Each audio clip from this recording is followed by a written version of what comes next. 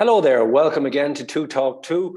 Well, over the last few months, we've asked a number of our guests what they would do if they were Minister for Higher Education and Research for a day. Here's what some of them said.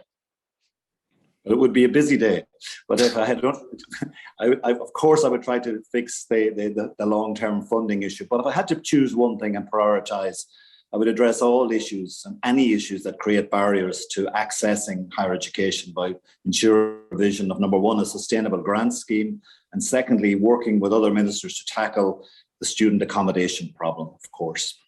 I'd turn it into a public good. I'd make sure that higher education was properly funded so that the funding isn't dependent on the students and the parents and the hard-pressed families having to make choices around education. And if we have a properly funded system, then we don't have to do that, and we create the opportunities for everybody, regardless of what their income is or what their financial circumstances within their household is.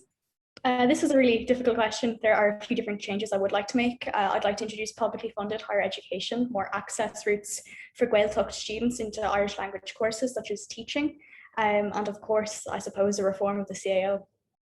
I'd fund it for today and I'd invest in it for tomorrow. Look, our higher education system and the broad education space is the best use of our money that we can put into our country and into our talented people for the future.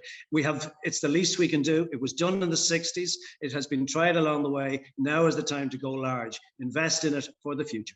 I think it'd be pretty easy to guess that I would publicly fund the system, not only to deal with the cost of attending higher education, fees and stuff, but also to deal with things like precarious contracts, to ensure our capital, our buildings were funded and up to the standard that they need to be. But it would absolutely be publicly funding the system.